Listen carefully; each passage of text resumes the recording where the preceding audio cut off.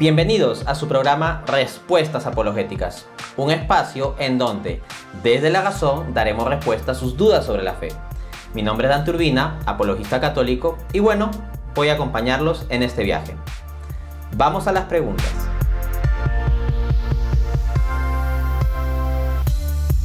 Interesante cuestión. ¿Qué es el canon bíblico? Veamos los dos componentes, canon y bíblico. Por supuesto, cuando hablamos de bíblico nos referimos a las Sagradas Escrituras. Ahora bien, ¿qué es lo que significa canon? Según nos informa la Enciclopedia Británica, sería lo siguiente, abro cita. El término canon, que proviene de una palabra hebreo-griega que significa vara o vara de medir, pasó al uso cristiano para significar norma o regla de fe. Los padres de la Iglesia del siglo IV lo emplearon por primera vez en referencia a la naturaleza definitiva y autorizada del conjunto de las Sagradas Escrituras. Fin de cita. Entonces, el canon bíblico es la norma, la regla de demarcación de lo que constituye la Biblia. Tengamos en cuenta que Biblia, etimológicamente hablando, significa conjunto de libros. O sea, cuando nosotros escuchamos el término Biblia, pensamos en un libro, ¿no? La Biblia. Pero en realidad Biblia significa conjunto de libros. La Biblia es el libro, en realidad es una compilación que tiene Antiguo y Nuevo Testamento. Y que tiene ahí el libro de Daniel, el libro de Ezequiel, la carta de San Pablo a Filemón, la primera carta de Juan, el Evangelio de Marcos, etc. Entonces tenemos todo un conjunto diverso de libros. La Biblia viene constituida por un conjunto de libros. Pero aquí viene la pregunta, ¿por qué la Biblia está constituida por cierto conjunto de libros y no por otro? Por ejemplo, ¿por qué no se da el caso que la Biblia tenga un libro más o un libro menos? ¿Por qué, por ejemplo, entra como Sagrada Escritura, digamos, la carta de San Pablo a Filemón, pero no entra como Sagrada Escritura la Didaché, pese a que esta también fue escrita, según confluye casi universalmente los estudiosos, en el siglo I y es un documento cristiano? Son cuestiones que se plantean. Entonces la cuestión del canon bíblico, o sea, de la demarcación de qué libros van a conformar la Biblia, no es un asunto obvio, es un asunto que requiere profundo estudio e investigación. Reflexiónese sobre lo siguiente. Mateo 28 del 19 al 20. Es aquel pasaje donde Jesús está ascendiendo a los cielos.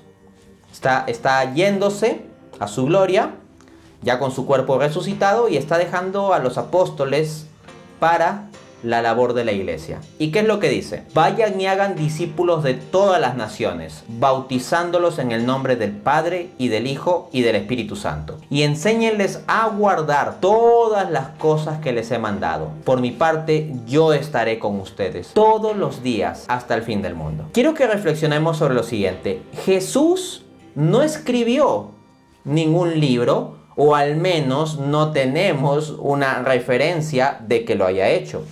Y de haberlo hecho es extremadísimamente probable que tengamos tal tipo de escrito. Pero no lo tenemos. Jesús no escribió un evangelio de su puño y letra. No nos dejó tampoco un tratado teológico. Lo que él realizó fue un ministerio de 3 años de predicación, de enseñanza, de predicación. Y tuvo en torno a sí a los apóstoles. Y cuando Jesús asciende a los cielos, noten qué interesante, no les dice, escriban. No les manda a escribir. Les manda a predicar, a bautizar, a enseñar. A eso les manda. Entonces, en cierto modo, lo que tenemos es que se está estableciendo una tradición oral. Lo que les manda Jesús a los apóstoles es a predicar, a hacer discípulos, con lo cual se establece una tradición oral, una línea de sucesión apostólica, pero no les manda directamente a hacer escritura. Tampoco se da el caso de que Jesús asciende al cielo y al segundo siguiente de que los apóstoles dejan de ver a Jesús, automáticamente cae del cielo una Biblia lista, con todos los libros exactamente como tenemos en nuestras Biblias de hoy en día. No.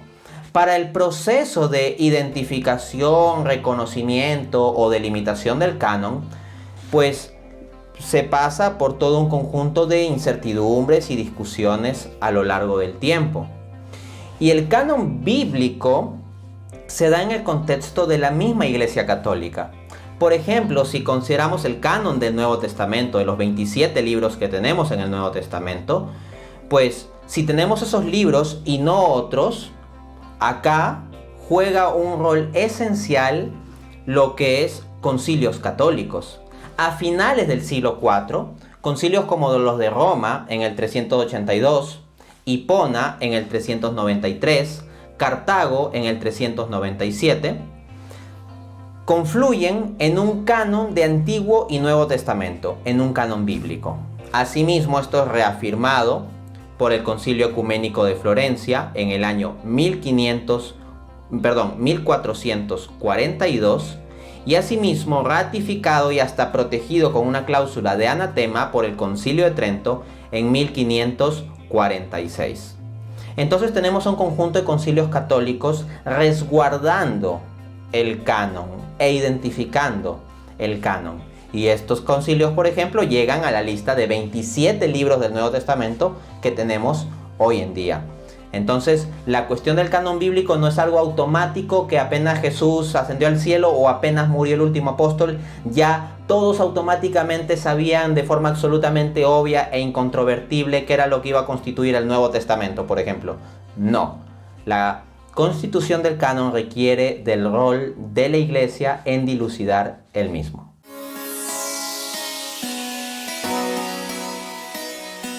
Cuando se habla de Biblia católica y Biblia protestante, muchos pueden caer en el equívoco de pensar que la principal diferencia es un asunto de la traducción. Que, no sé, la Biblia de Jerusalén, por ejemplo, católica, tiene un modo de traducción y la Biblia Reina Valera otro modo de traducción. Y sí, ciertamente hay divergencias entre Biblias católicas y protestantes en asuntos de traducción muchas de las veces, correcto. Pero esa no es la principal diferencia. La principal diferencia entre Biblias católicas y Biblias protestantes es que lo que suele darse en las Biblias protestantes es que les faltan libros. Esto es, que las Biblias protestantes no cuentan con 7 libros que sí aparecen en las Biblias católicas. De este modo, el canon católico, la Biblia católica, tiene 73 libros, mientras que el canon protestante o la Biblia protestante tiene 66 libros, 6. ¿Qué constituye esta diferencia de 7 libros? Los llamados libros deuterocanónicos, así los llamamos los católicos, o así podemos llamarlos, al menos. En cambio, los protestantes suelen llamarles apócrifos, aunque en realidad no es un nombre correcto para estos libros, porque apócrifo significa oculto y estos libros no es que estén ocultos, sino que han estado presentes con la tradición cristiana a lo largo del tiempo, en realidad. Los concilios que mencioné en la respuesta a la pregunta anterior, cuando definieron el canon bíblico, incluyeron estos 7 libros deuterocanónicos, que son Tobit, Judith, Eclesiástico, también conocido como Sirácides, Sabiduría, Baruch y Primera y Segunda de Macabeos. Ahí tienes los 7 libros deuterocanónicos. Pues bien, ¿qué es lo que ocurre aquí? Que el iniciador del protestantismo, Martín Lutero, lo que hace al realizar su traducción de la Biblia al alemán es tomar los deuterocanónicos y ponerlos en un apéndice, ponerlos aparte, como si no fueran una parte esencial del canon bíblico. En su traducción de la Biblia al alemán de 1534, él toma estos 7 libros, los pone en un apéndice que va en medio entre el Antiguo y Nuevo Testamento y lo titula así: Apócrifos. Estos libros no están en igualdad con las Escrituras, pero su lectura es útil y buena. Es interesante notar que hoy en día los protestantes no tienen estos libros en su Biblia.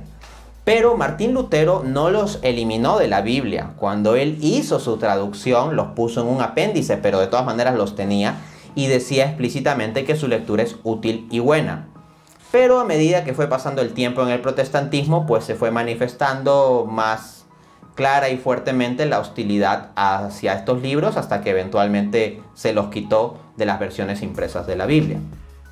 Por ejemplo, casi un siglo después de lo que escribió Martín Lutero, la Confesión de Fe de Westminster, que es una de las confesiones protestantes más importantes a nivel histórico, de 1646, en el capítulo 1, numeral 3, dice: los libros comúnmente llamados apócrifos, por no ser de inspiración divina, no forman parte del canon de las Sagradas Escrituras y por lo tanto no son de autoridad para la Iglesia de Dios. Entonces ahí tienes una diferencia entre la Biblia católica y las Biblias protestantes.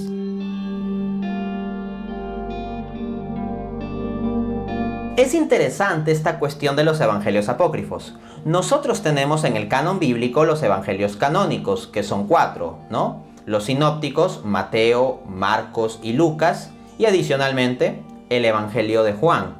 No obstante, existen también los llamados evangelios apócrifos, que son documentos como por ejemplo el llamado Evangelio Tomás, Evangelio Felipe, Evangelio Judas, Evangelio María Magdalena, etc.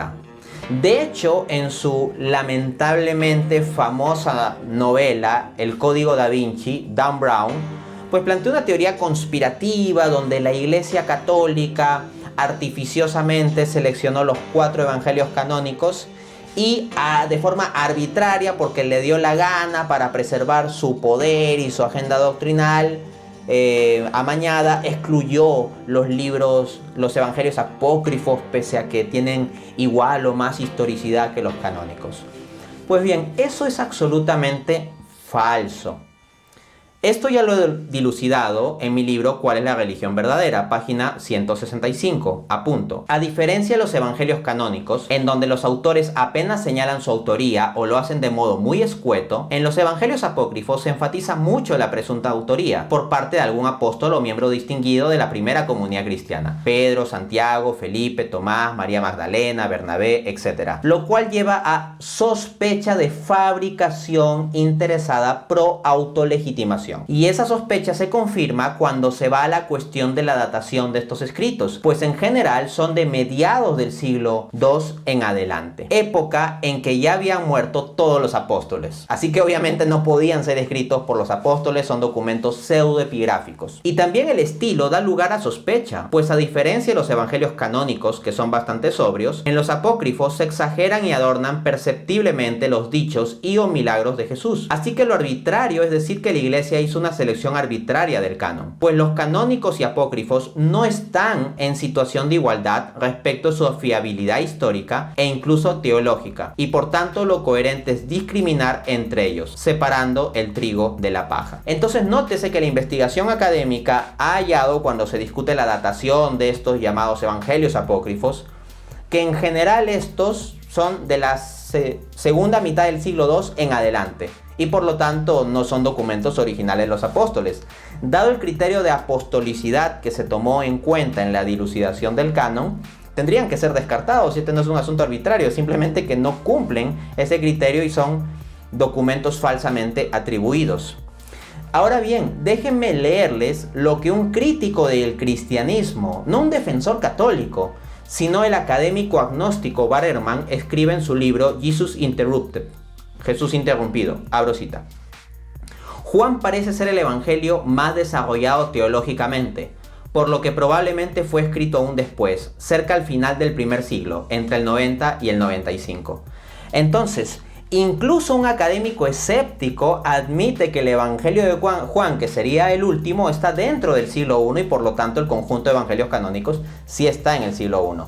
Los evangelios apócrifos, en cambio, al estar del siglo II en adelante, terminan incorporando cosas que no son históricas, como explica William Lane Craig. Abro cita.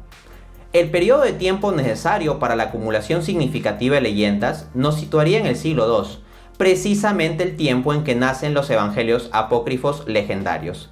Estos son los relatos legendarios que buscan los críticos. Fin de cita. Y bueno, eso es lo que hemos visto por hoy. Nos vemos en un siguiente programa.